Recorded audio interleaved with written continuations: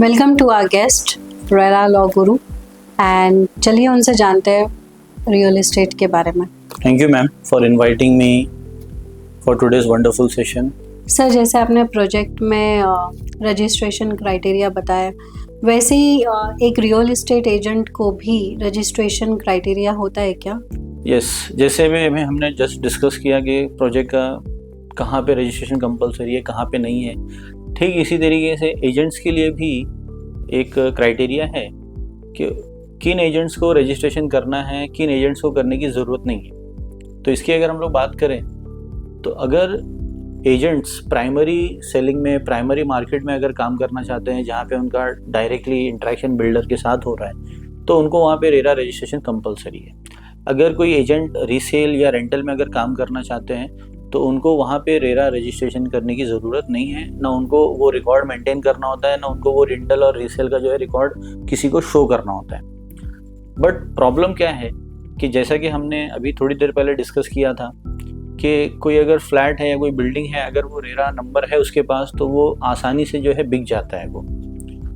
तो इसी तरीके से आने वाले दिन में क्या होने वाला है कि जैसे लोगों को पता चलेगा रजिस्ट्रेशन के बारे में, रेरा रजिस्टर्ड एजेंट्स के बारे में, तो लोग जो है ये डिमांड करेंगे या लोग जो है प्रिफर करेंगे कि चाहे उनका वो रीसेल हो या रेंटल हो, वो कोई भी डील करना चाहते होंगे या ट्रांजैक्शन करना चाहते होंगे तो वो रेरा रजिस्टर्ड एजेंट को ही अप्रोच करेंगे। इसमें सबसे अच्छी बात ये होती है कि अगर कोई रेरा रजिस्टर्ड एजेंट है तो उनका सिर्फ आप रेरा नंबर अगर महारेरा के पोर्टल पे जाके सर्च करते हो तो काफ़ी डिस्क्रिप्शन जो है उस एजेंट्स का पूरा एक कस्टमर के सामने आ जाता है। तो वहाँ पे ट्रस्ट फैक्टर, ट्रांसपेरेंसी, ये सारी चीज़ें जो है बढ़ जाती है। तो इसीलिए आने वाले दिनों में ऐसा हो सकता है कि कस्टमर्स इर्रेस्पेक्टिव वेदर जो डील हो रही है वो प्राइमरी में हो रही है या रेंटल में हो रही है, रीसेल में हो रही है, बट कस्टमर जो है वो रेरा रजिस्ट्रेशन नंबर या रेरा रजिस्टर्ड एजेंट्स को ही ढूंढेंगे। अब दूसरी अगर मैं बात करूं तो बहुत बार मुझे ऐसे इश्यूज फेस करता हूं मैं, या ऐसे बहुत सारे एजेंट्स मुझे अप्रोच करते हैं जहाँ पे उनके रीसेल या रेंटल में जो है उनके ब्रोकरेज का इशू आ जाता है। कस्टमर उनको ब्रोकरेज रिलीज नहीं कर रहा है। अभी रिसेंट ही 2 दिन पहले की बात है कि हाफ ब्रोकरेज दे दिया है, हाफ ब्रोकरेज नहीं दिया है। तो अब बहुत सारे ऐसे केसेस में क्या होता है कि मतलब पुलिस का भी इन्वॉल्वमेंट आ जाता है।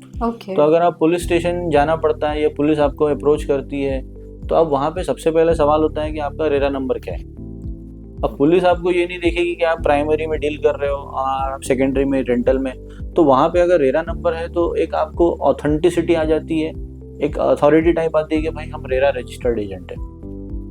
तो इस टाइप के छोटे छोटे मोटे जो इश्यूज है ना उससे आप बच जाते हो। तो इसीलिए रेरा रजिस्टर्ड एजेंट होना ज़रूरी है या होना बेहतर है, इर्रेस्पेक्टिव कि आप प्राइमरी में डील कर रहे हो, रेंटल में या रीसेल में, किस में डील करते हो। ओके, सो एक रेरा रियल एस्टेट एजेंट बनने में बेनिफिट क्या है ना उसके प्रोसेस क्या है? ठीक है, तो सबसे पहले हम बात करते हैं कि अब एजेंट अगर रजिस्ट्रेशन करता है या रेरा रजिस्टर्ड एजेंट अगर होता है तो उसे क्या बेनिफिट हो सकते हैं जी।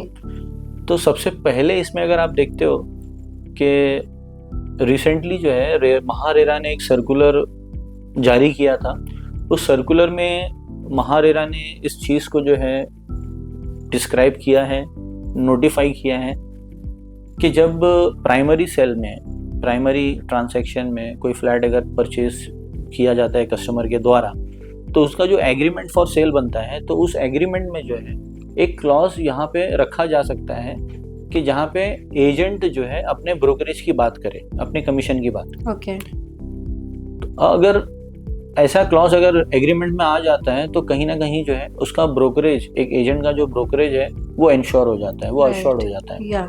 तो ऐसा अगर आपको चाहिए तो उसके लिए तो सबसे पहले आपको रेरा रजिस्टर्ड एजेंट ही होना चाहिए। नहीं तो आपको ये प्रॉब्लम आ जाएगी। दूसरी चीज़, जैसा मैंने बताया है कि आपको अगर रेरा रजिस्टर्ड अगर एजेंट हो तो आपके अपने आप में एक ऑथेंटिसिटी आपको आ जाती है, एक अथॉरिटी आ जाती है और कहीं ना कहीं एक ट्रेडमार्क आ जाता है जी। तो आने वाले दिनों में जैसे जैसे लोगों में रेरा के बारे में अवेयरनेस बढ़ेगा तो लोग ये देखेंगे कि कोई भी एजेंट के ऑफिस में अगर वॉक इन करने से पहले देखेंगे कि उनका नंबर है या नहीं है। तो अगर रेरा रजिस्ट्रेशन नंबर है तो उनको कहीं ना कहीं कंफर्ट आएगा और वो प्रेफर करेंगे, क्योंकि आप रेरा रजिस्टर्ड हो या नहीं हो आपको तो कमीशन देना ही है।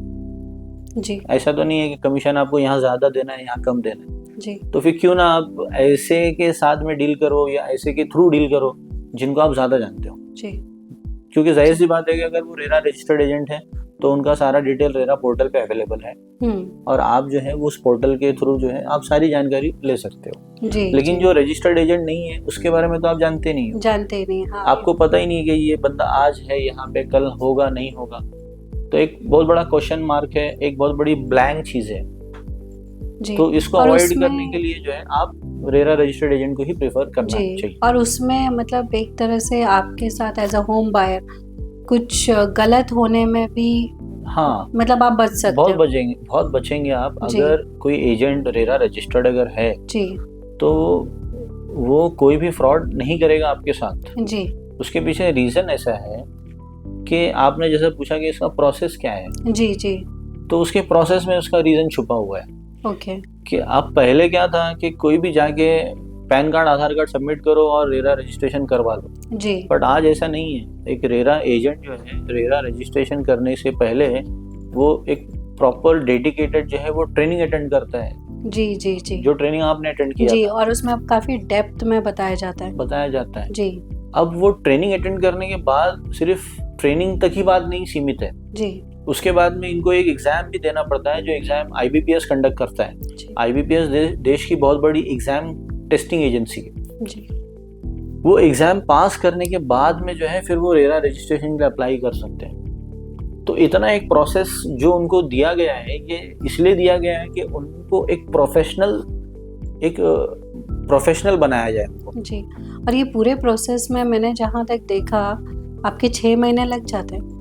यस, 6 महीना मतलब इसमें क्या होता है कि पहले तो आपको ट्रेनिंग अटेंड करना होता है, जी फिर ट्रेनिंग के बाद में एग्जाम रजिस्ट्रेशन के लिए आपको अप्लाई करना होता है। जी अब एग्जाम रजिस्ट्रेशन का पोर्टल जो है वो 24/7 अवेलेबल नहीं होता है, वो एक डेडिकेटेड टाइम स्लॉट दिया जाता है। जी उसके बाद में जब एग्जाम रजिस्ट्रेशन आप अप्लाई करते हो फिर उसका एग्जाम डेट आता है, आपको हॉल टिकट आता है, हॉल टिकट के बाद में आपको एग्जाम सेंटर विजिट करना होता है, वहाँ पे जाके आपको एग्जाम देना है, घर से आप एग्जाम नहीं दे सकते जी हो। जी और वहाँ के बाद में फिर आप पास होते हो, पास होने के बाद में आपको महाराष्ट्र स्टेट स्किल यूनिवर्सिटी जो है वो आपको सर्टिफिकेट ऑफ कॉम्पिटेंसी, जो जी एग्जाम पास सर्टिफिकेट है जी वो आपको इशू करता है। जी और वो सर्टिफिकेट जो है आप फिर रेरा पोर्टल पे सबमिट करते हो या रेरा रजिस्ट्रेशन के लिए अप्लाई करते टाइम पे आपको वो सर्टिफिकेट देना होता है। सर्टिफिकेट तो ये एक पूरा प्रोसेस है, और ये प्रोसेस से गुजरने के बाद में जो है एजेंट्स के अंदर बहुत एक रेस्पॉन्सिबिलिटी जो आ जाती है। जी उनको इतना जानने के बाद में तो ये बहुत मुश्किल हो जाता है कि अगर वो कुछ गलत काम अगर करते हैं तो ऑलरेडी उनका रेरा में सारा रिकॉर्ड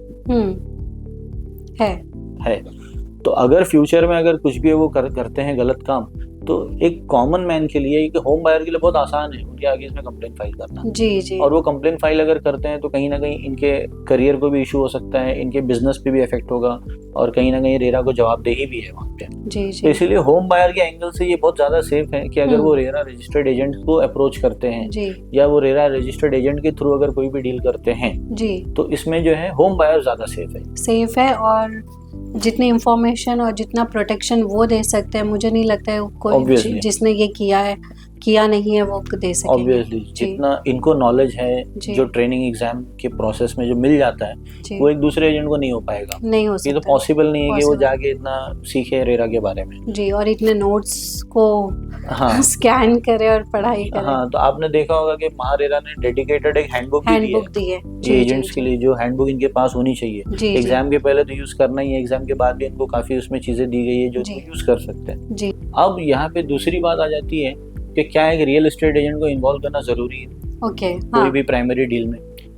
तो यस, इट्स वेरी इंपॉर्टेंट। वो क्यों इम्पोर्टेंट है, उसके 2-3 अलग अलग रीजन। जी सबसे पहले तो हम लोग ये देखेंगे कि ये रेरा एक्ट जो आया, जी इस एक्ट के अंदर 2 पर्टिकुलर सेक्शंस है जो टोटली एजेंट्स के लिए डेडिकेटेड है।